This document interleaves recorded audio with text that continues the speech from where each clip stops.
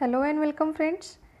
आज के इस वीडियो लेक्चर में हम लोग देखने वाले हैं EVA that is earn value analysis. Software engineering का बहुत ही इंपॉर्टेंट कंसेप्ट है। सो इसमें क्या क्या देखेंगे हम। सबसे पहले तो अर्न वैल्यू एनालिसिस क्या होता है, उसके बाद features of EVA that is earn value analysis, उसके बाद वर्क ब्रेकडाउन स्ट्रक्चर क्या होता है, WBS क्या होता है वो देखेंगे, और लास्ट में हम देखेंगे कि अर्न वैल्यूज़ कैलकुलेट कैसे की जाती है, कौन से की एलिमेंट्स मेनली आपको अर्न वैल्यू के टाइम पे कैलकुलेट करने पड़ते हैं। So let's move towards what is earn value analysis. So in this, first point is earn value analysis is one of the key tools and techniques used in project management. Project management में mainly use किया जाता है earn value analysis. It is used to have an understanding of how the project is progressing.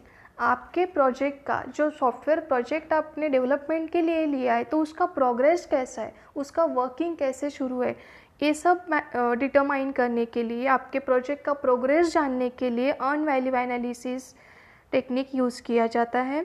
Both schedule and cost are calculated on the basis of EVA.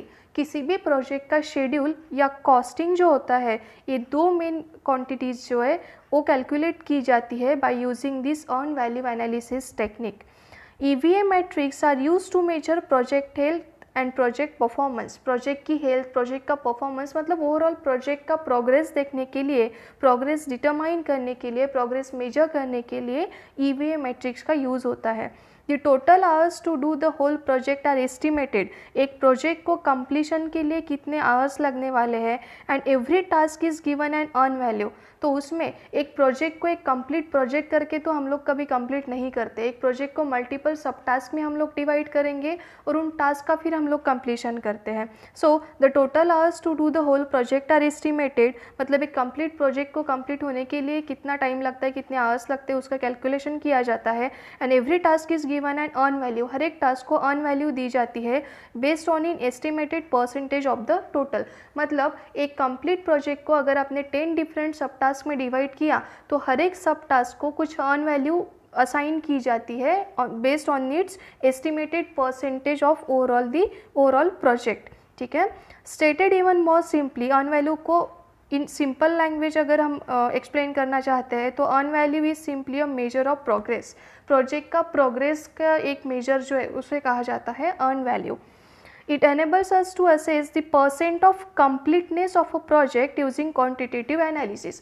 आपके project का progress percentage में जानने के लिए एक क्वांटिटेटिव एनालिसिस जो हम carry out करते हैं उसे कहा जाता है earn value analysis. Now what are the features. So features में first one is EVA is a snapshot in time which can be used as a management tool as an early warning system to detect deficient progress.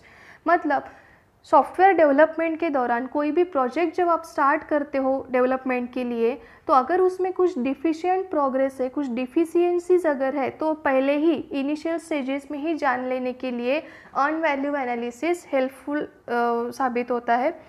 Second feature is it ensures a clear definition of work prior to beginning that work. कोई भी work product आप जब develop करते हो, कोई भी work जब आप कैरी आउट करते हो, कोई भी टास्क जब आप कैरी आउट करते हो, तो वो वर्क स्टार्ट करने से पहले ही उस वर्क का डेफिनेशन आपको ये अर्न वैल्यू एनालिसिस दे देगा.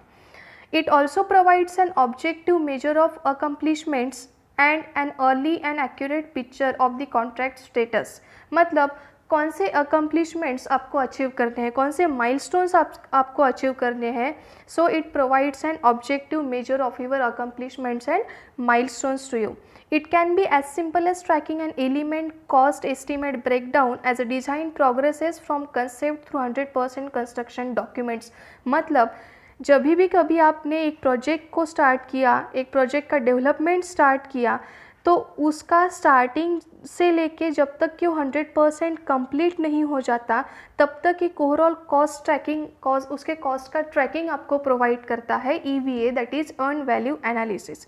In either case, it provides a basis for course correction. दोनों केसेस में कोर्स करेक्शन के लिए मगर मतलब एक सॉफ्टवेयर डेवलपमेंट के दौरान, एक प्रोजेक्ट डेवलपमेंट के दौरान अगर कुछ डिफिशियंसीज है, कुछ अगर शेड्यूल आपका लैग हो रहा है, कहीं कॉस्ट में बहुत ज़्यादा चेंजेस आ रहे हैं, तो ये सारा कोर्स करेक्शन आपको प्रोवाइड करता है earned values.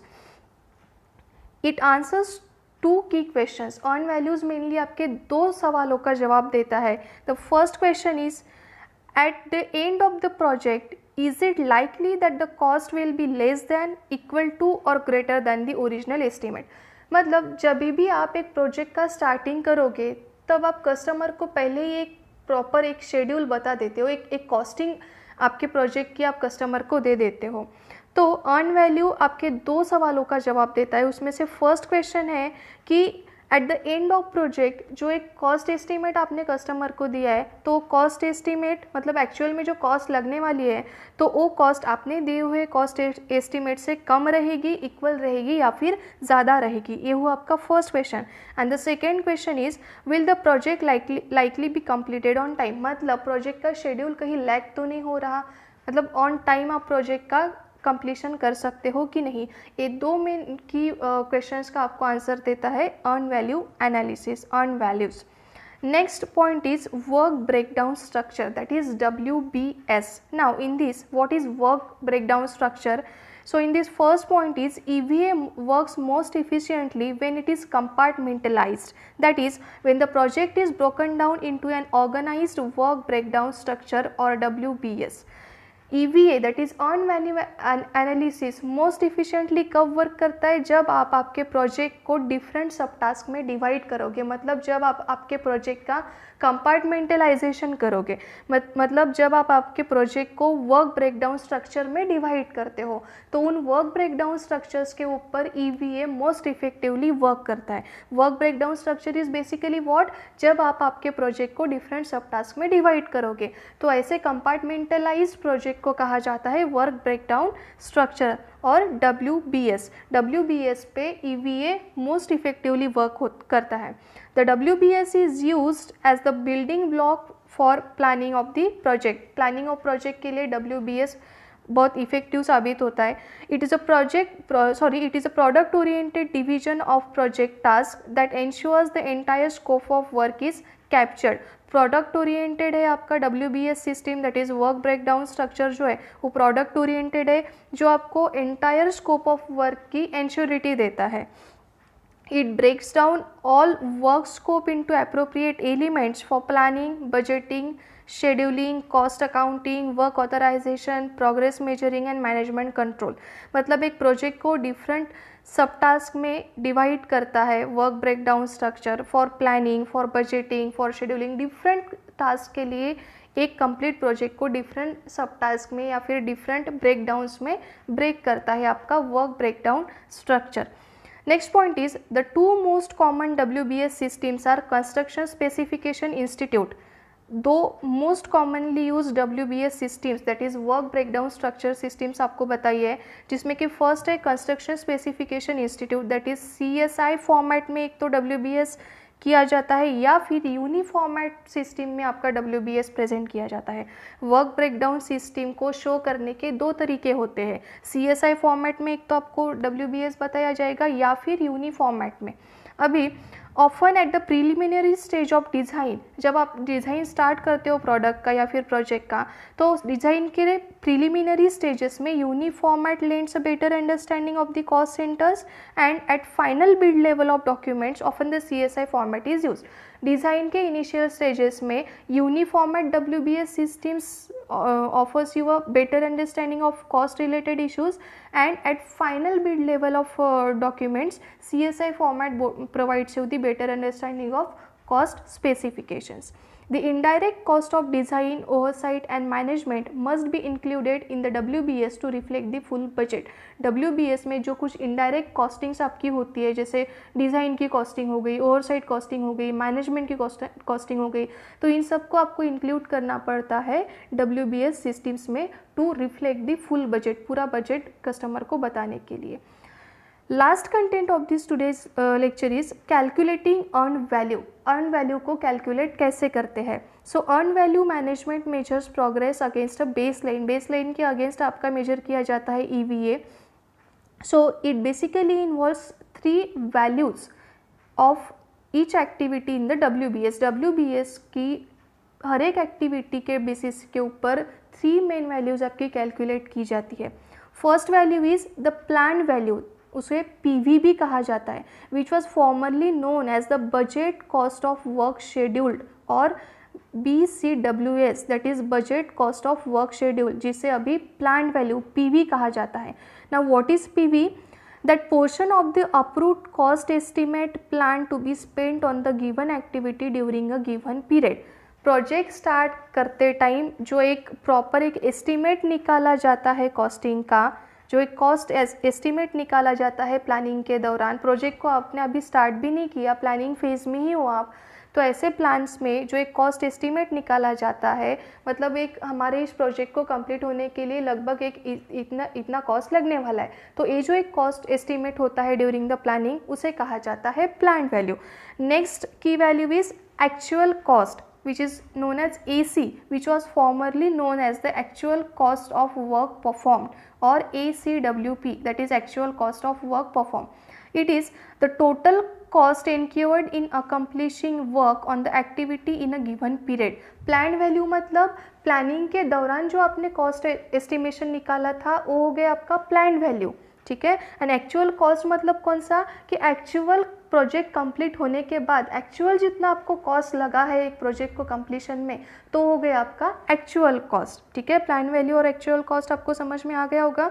And the last that is third की value is earn value, that is EV, which was formerly known as the budget cost of work performed, or BCWP, that is budget cost of work performed. It is the value of the work actually completed। मतलब एक project complete करने में आपने कितना work complete किया, कितने value of work आपने actually complete किए, तो एक वर्क का एस्टिमेट आपको बताता है EV। तो एक 3 की एलिमेंट्स आपके कैलकुलेट किए जाते हैं अर्न वैल्यू कैलकुलेट करने के लिए। पहला होता है plan value, actual cost and earn value. Next is these 3 values are combined to determine at that point in time whether or not work is being accomplished as planned। In 3 values का reference लेके, plan value का, actual cost का and earn value का reference लेके पता लगा सकते हैं हम लोग कि सही में आपका प्रोजेक्ट ऑन टाइम कंप्लीट होगा कि नहीं, और जो कॉस्ट एस्टिमेशंस प्लानिंग के दौरान बताए थे तो उससे ज़्यादा कॉस्ट लगेगी, कम कॉस्ट लगेगी, या फिर उतनी ही कॉस्ट कंप्लीशन के लिए आपको लगने वाली है। So the most commonly used measures are cost variance. Now cost variance कैसे कैलकुलेट किया जाता है? Cost variance that is CV is equals to earn value minus actual cost. Plan value हमने कैलकुलेट कर ली, एक्चुअल कॉस्ट हमने calculate कर ली, और अर्न वैल्यू भी कैलकुलेट कर लिए। तो इन तीनों बेसिस के ऊपर हम लोग cost variance that is CV calculate कर सकते हैं। CV is equals to EV that is earn value minus actual cost that is AC। Next one is schedule variance. मतलब हम लोगों को 2 ही चीज़ें पता करनी होती है, cost variance and schedule variance. तो शेड्यूल वेरिएंस का फॉर्मूला है schedule variance that is SV is equals to EV that is earn value minus PV that is plan value, ठीक है। ये 2 main variance, cost variance and schedule variance calculate करने के लिए हमको प्रीवियस जो plan value, actual cost and earn value, ये 3 की वैल्यूज कैलकुलेट करनी पड़ती है, और फिर जाके उसके बेसिस के ऊपर हम लोग cost variance that is CV and schedule variance that is SV हम लोग कैलकुलेट कर पा सकते हैं। A negative schedule variance calculated at a given point in time means the project is behind schedule। अगर इस schedule variance की value negative आती है मतलब you are somewhere lagging in your schedule, आपका शेड्यूल कहीं पे तो भी लैग हो रहा है, आप behind the schedule चल रहे हो।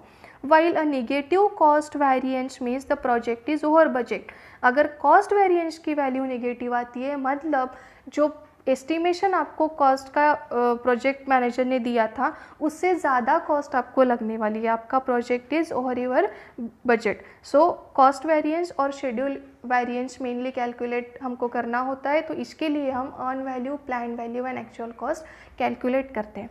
सो दोस्तों आज का ये रहा अर्न वैल्यू एनालिसिस का कंसेप्ट। और वीडियोज़ के लिए चैनल पे बने रहे।